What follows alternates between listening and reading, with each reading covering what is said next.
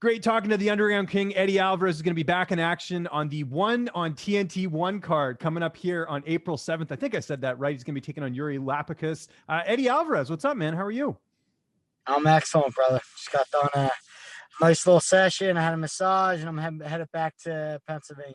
Good stuff. Well, I won't keep you too long from that relaxed time, but you and I spoke in June of last year. Obviously, you haven't fought since August of 2019. What's this last year been like in terms of, not only just mentally, but also physically as a fighter? How are you feeling getting that opportunity to probably heal up some bumps and bruises and also, work on a few things?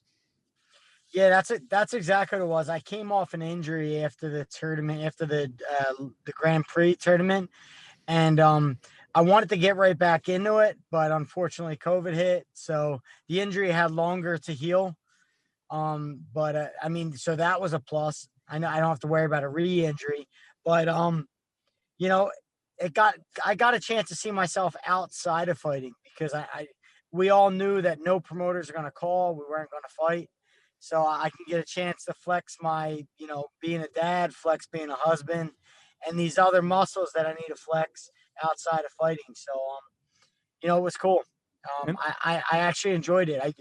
Most of my life since I was 19 years old, where I'm always waiting on a promoter, waiting on someone breathing down my neck, next in line for a title. So, I definitely get an itch to compete as a competitor, but it was also nice to be present as being a father and being a husband. Yeah, I've been checking out your Instagram. It looks like a lot of family time as well, which is great because I know you got a bunch of kids. It's cool when you get that opportunity to really bond with them and stuff, and not have to be in the training room all the time or whatever, right? So that's sort of a good bit of having the time off and all that. When did you find out about this fight? Because I know, like, for example, Demetrius Johnson, he knew about this opponent well in advance. Was it the same thing with you? Yeah, and I've known about it a while now, a couple months back, maybe. Okay. 3-4 months back. So it's not nothing's last minute, and we had proper time to prepare, and we're coming into form perfectly. But I got 3 weeks left. Sparring's going phenomenal. Starting to make my training partners quit, and I think what's going on in the gym right now, I think it's going to look a lot like the fight. So I'm excited. Your gym's on a roll. Sean Brady, man, what a performance he had a couple of weeks ago. How proud of you? Because I know he's a guy that you kind of been, sort of mentoring to a degree over the last couple of years. Sean, Sean's incredible. And I've been speaking, I called Dana White a while back, maybe 2 years back. I told once Philly's card, I seen Philly's card didn't have no Philly people on it. And I don't think Dana was aware of, Sean at all at the time. I was like, make him aware, like there's a Philly guy out there right now.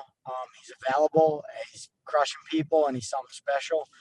And, he's definitely everything I told Dana and everything I thought about Sean, he's living up to. And I'm excited about, his opportunities that he's getting and creating for himself. And there's no doubt in my mind that, he's going to be a future UFC champion. It's just a matter of time. Yeah, it was such a dominant win, and it was so cool to see all that work sort of put into that fight. Jake Matthews is a very tough opponent, and for him to go out there and dominate him, I thought that was great. Sticking with training, who else you getting to work with for this camp as far as bodies in the gym? Well, Frankie just fought himself, so he's a little bit on a with his family time and stuff like that. But I'm always Mark Henry, Ricardo Almeida. I got everybody, all the core guys at my gym at Nick Catone's training facility. We have it's a pretty big gym. We have bodies everywhere. Corey Anderson's also in camp. So having Corey there with his camp and me with my camp, it just creates momentum in the gym and a lot of us kind of bouncing off each other and inspiring each other. So we always got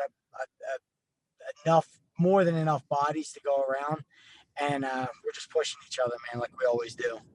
It's it's a blue collar gym. We're all fathers, we're all dads, and most of all, we're fighters. So we get in there, we put our hard ass work in, and we go home and relax, and we do it all over again. Last time we had spoken, again, this was like June of last year, so it's been a bit, but I remember you saying that you weren't able to go train over there because of the COVID restrictions. So when were you actually allowed to train with Mark Henry in his gym? Because I know there was a lot of restrictions before. Yeah, there were restrictions. I have a gym. I have a full gym in my basement. Um, the NAC Training Center, Newtown Athletic Club's a very large athletic club right by me, and they have a phenomenal facility. We're still able to go there, and then I was going down to North Philly for a little while with EEFC John. Sometimes I would go down to Daniel Gracie's and show with Sean Brady and them guys. So we were still getting our training in. We never stopped. I never really allowed COVID to kind of disrupt my life in a way or change things for me. Kept my training, kept my family, and we just did what we always do. Speaking of Mark Henry's gym, is Zabit training there, or is he not there right now? I guess because he doesn't have a fight booked yet. No, I believe Zabit, Hassan, and a couple guys may be coming pretty soon. Okay. Yeah, I was just wondering about that. How about the weight cut? I mean, a lot better fighting at 170, right? Yeah. For me, I'm naturally I'm probably a 70, and then I cut all the water weight to get to 155. So really, it's just not. I don't have to cut the water weight anymore. But since I haven't had to cut the 55 in the last 2 years or so, my body's holds its weight a lot better. So my body wants to be heavier. My training partners are a lot heavier now, so I put on a lot more muscle, and so there won't be much of a cut at all. When are you making the trip down there? Have you got your itinerary yet? Yeah, I'm gonna leave April 1st. I Oh, don't nice. want to be I don't want to be there forever before I fight. Sometimes that's worse. That does worse than it does good for you. So I'm gonna get there April 1st, spend a few days working out, going over the game plan, get in there, rumble, and then get back home. There's not going to be fans there, right? Is there, or are there going to be fans in the arena? I don't believe so. I was going to I say, don't because care. we won't have your wife, I don't. right? I don't Doing care the who's cheering. there. Yeah.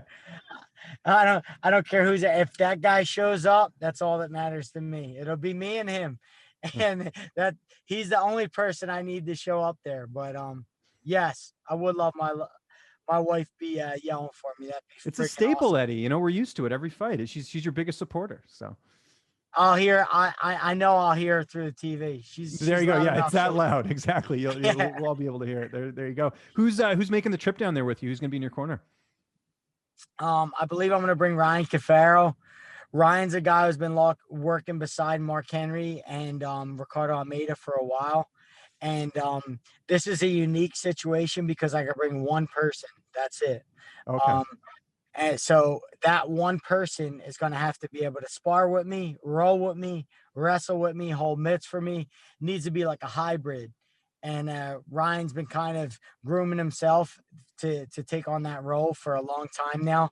And whenever Mark Henry and Ricardo are at the gym, they've been kind of also grooming him. He knows a lot of our codes, which Mark Henry's big on. He knows a lot of our codes, a lot of our calls, and how we work inside and out as a coach and staff and gym. So I trust him. I trust in him. I believe in him, and we work well together. How's this fight playing out on April 7th? I think I go in there. I think he wants to get close and he wants to grapple. And I welcome that if that's what he wants to do. I feel like I'm the better grappler. I'm a Ricardo Almeida jiu-jitsu black belt, and I feel like I submit him if he wants to go there. But on the feet, you know what I love to do. I love to get in some bang 'em up, drag 'em out wars, and I welcome that as well. I feel like I on the feet, I'll bang him up pretty bad, and I think I make him tired. I don't think he has the experience with a guy like me in front of him, a dog like me, who actually loves and wants to fight. I think he's been in there with a lot of guys who they don't enjoy their time inside the cage. And to be in there with someone who thoroughly enjoys it it's a little bit scary for someone who's as green as he is. So we'll see how he deals with it. Where does the win sort of situate you in the Division and One championship? Do you feel like is it going to get you, title shot, or what are you sort of looking at here? Yeah, I'll get a title shot after this. I don't really, because Timothy and Christian Lee are fighting a week after me. That'll decide who's the top dog. And if it's Timothy who beats Christian, then I can get a rematch for the title. If it's Christian who comes out on top, then I'll fight Christian. But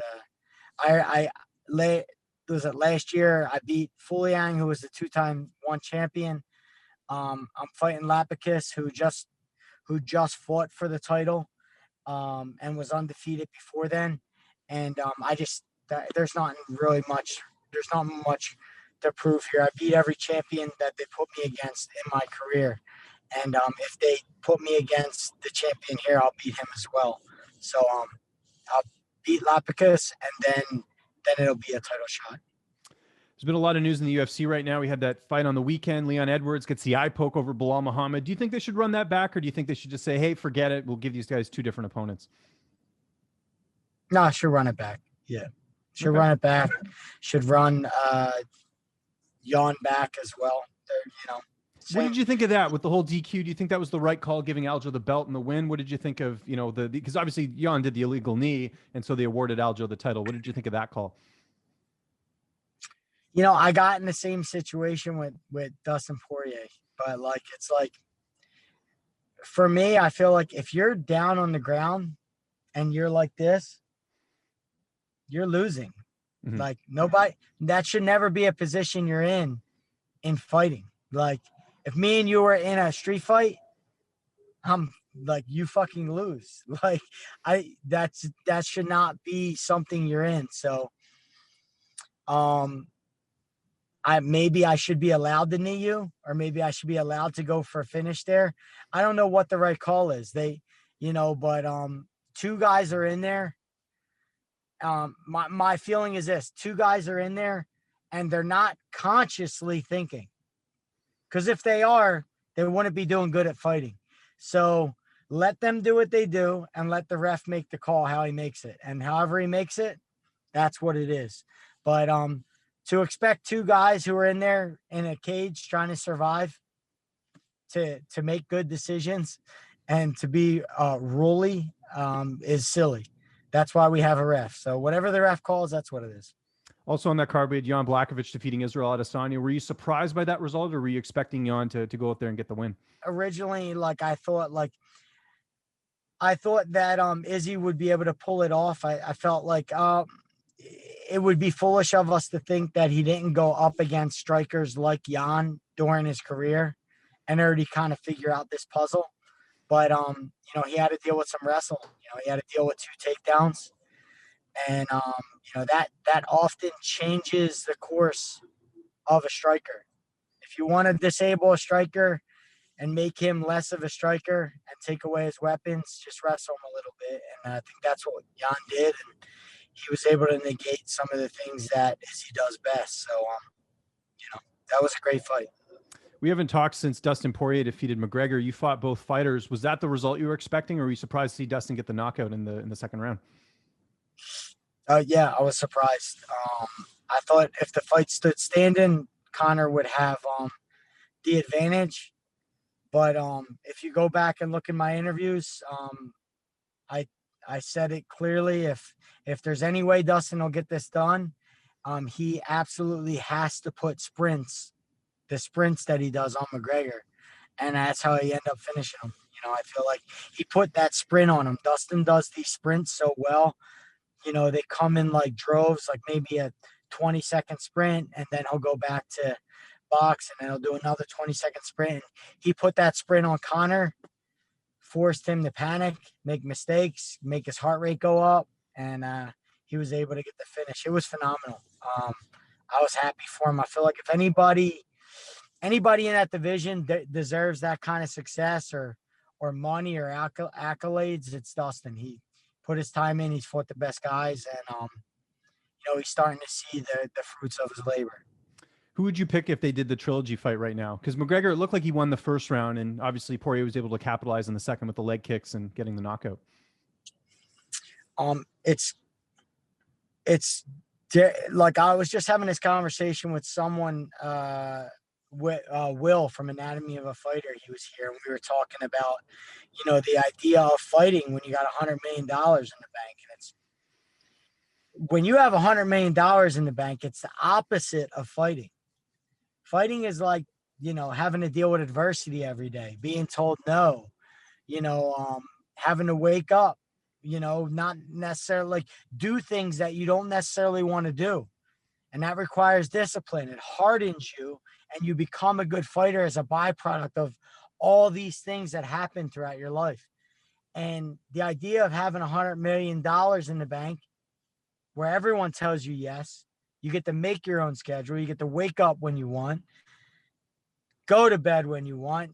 Like, it's the opposite of having to be a fighter. It actually softens you. So I feel like for Conor to come back, he needs to harden himself as a man. In order to do that, he needs to get rid of all them things. Maybe go away, get out of that world and become hardened again over time. So it's gonna be hard. You're a Philly guy, to use a Rocky reference. Maybe he needs that Rocky training camp. Go live in someone's basement and just start from scratch and get one of those type of rough training camps, right? Do you think that's a solution?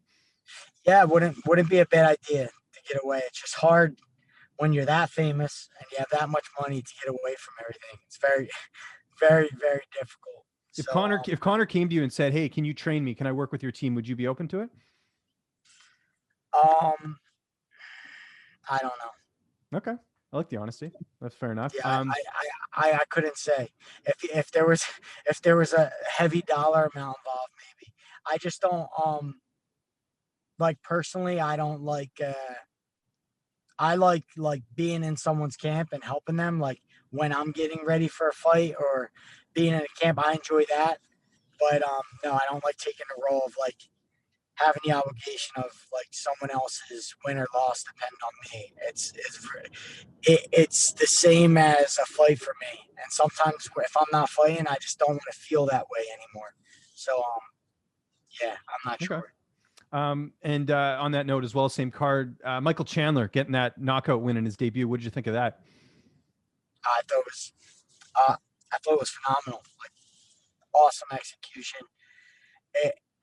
I don't think people realize how much pressure is on you coming from an other organization with all the expectations, with all the everything, putting pressure on you to be able to come and actually show up and put that kind of performance on. So like, I just thought it was a phenomenal night for him.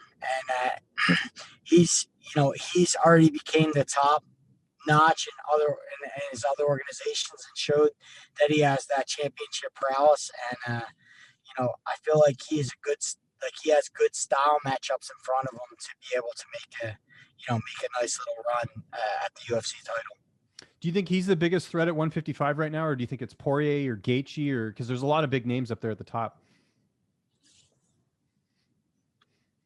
I think Gaethje's going to be the one kind of vying for that title. I think he only lost to two guys, right?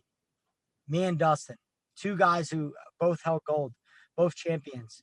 Other than that, he absolutely obliterated every single opponent they put in front of him. Not beat. He beat the shit out of like some of the top guys in the world. So it's difficult for me to think that he's not going to hold that gold in his hand at some point. He's got Trevor behind him. He trains with Usman, who's also a champion. And I feel like they have all their ducks in line to put him on a championship run. So, I feel like he's going to be working his way to become top dog. Speaking of Usman, what did you think? I mean, you're friends with both of them, Gilbert Burns and Usman fighting. Was that tough for you to watch, or how did you sort of take in that fight? Because obviously you've trained with both fighters. We all train together. Me, yeah. Gilbert, Usman, and then everybody Usman trained with trains with Gilbert. So we all train together. So yeah, I thought it was going to be. I didn't think that Usman actually was going to dispatch of him, the way he did. I thought it was going to be a tough fight. I thought there were some guy would win some rounds, the other guy would win other rounds, but right now, Kamaru is just on he's on a level of focus, of concentration, and he married this game, and he's more committed to it than anybody else in his division. I mean, Went and spent a week with him. And even before that, I just kind of know how he approaches it, the professionalism he approaches it with. And I just don't know if anybody's as committed to winning and being a champion and willing to, do what it takes to keep that belt around his waist. I don't see anybody in a long reach. Do you think Khabib comes back, or that's it for him? I originally, on other interviews, I'm like, all the greats come back. They all do it, but no, I don't think. I think he's at peace with himself. I think he has plenty of money. I don't think he has a ton more to prove in that division with them guys that are there. I don't, what else can he do in that division with the guys that are there? I don't feel like he sees any reason to prove himself on that, and I think he's at peace with himself most of all. And honestly, I'm fucking sincerely happy for him because I've been in the sport 2 decades. I've seen so many bad stories. Like I see more bad stories than I see good stories. So when I see a storybook ending like that, it like makes me smile. I'm like, it makes me happy and lets me know that like at the end of everything, there is an opportunity to have peace in your heart, have money in the bank, and go off into the sunset well. So I'm happy for him. Have you played yourself in the EA Sports UFC game before? And if so, is it accurate? I haven't in the new one yet. I know there's a 4, I think. And my son's been saying I downloaded it, let's play, but I haven't played it yet. I think I'm in the Legends one. So I need to get in there, tap into the Legends. Yeah, I'm curious to hear your thoughts. If you think it's a lot of the fighters say it's pretty accurate in terms of how they look and everything. So next time we do an interview, I'll have to see if you had played it and get your sense on that. People tweet me and send it to me. Yeah. And all the time, I knock people the fuck out all the time in that game. So I guess it's pretty legit then, right? Yeah. They must make my characters like a war dog, like a warlord who just I take a beating and then I land some overhand rights and put people away. So it seems pretty accurate when they send me the videos. Okay, last question before we get out of here. We have to talk some stocks, obviously. I feel like I've directed so many fighters your way. Like I know Julian Mark has got in touch with you. I know Aljamain Sterling was asking for some stock stuff. How have you seen your group grow? Your sort of your little stock market group that I know you have sort of like a group chat and stuff. Yeah, I feel like I need to start something. Isn't there like some kind of website where I could start like a text thread or like an app or something like that? Yeah. I should do something like that. That way, everybody could be on the same page and we could be buying at the same time and selling at the same time because, it would make everything a lot easier than answering everybody one at a time. But stocks, big tech has been like floppy back and forth. It had a really big pullback recently, and then we gained some in the last couple of days. But overall, it's been kind of flat. Nothing really big. There's been a rotation in the market where like big tech pulled back and everything went to like value stocks, but it's kind of rotating again. I try not to concentrate too much on the ups and downs because that's what it does. It goes up and down. When things get bad, I accumulate more of my core positions. Like I accumulate more Apple, Facebook, Disney, Amazon, and just keep building. It's not a sprint. People call me and they go, "What can I do to make money?" It's like, if you're looking to make money today, we can't talk because it's more about building the habit than it is about making money, in 1 week's time. It's about building the habit of taking a portion of your fight money and buying some really good companies and letting them accumulate over time. And that's what kind of turns into or is the byproduct of wealth. So that's what I'm doing. Real estate's doing really well. I've bought a lot of good properties a year and a half ago and sold them at record highs during this market. So I'm out of real estate. I'm out of inventory as far as real estate. We sold everything. So I'm looking for deals on that end. And just recently, I'm looking for something in Florida on a canal, along the canal in the Fort Lauderdale area. So that's going to be my next sort of maybe big investment, is grabbing something on the canal there and then monetizing it via Airbnb. And then I was going to say, are you moving back? Because I know you used to live in Florida, but I guess just have property out there in Airbnb it. That's a smart move. People travel there all the time, right? oh yeah, hell no. I'm gonna be in PA, right where I'm at in Northampton. But I want to own. I feel like there's a lot of value there in Florida, in that area, and I feel like it usually goes up 30-40% every like 4 years or so. So I want to own that. I want to cash flow it, and I just want to have it, in my real estate portfolio forever. So that's what I'm looking for next.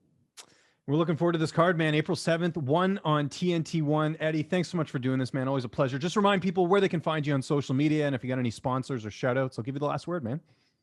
Yeah, I'm at Alvarez Fight on Instagram, and then I'm pretty active with all my Twitter followers. Like, we talk back and forth all the time. And as far as sponsors, it's Remedy Wellness. They have a CBD product.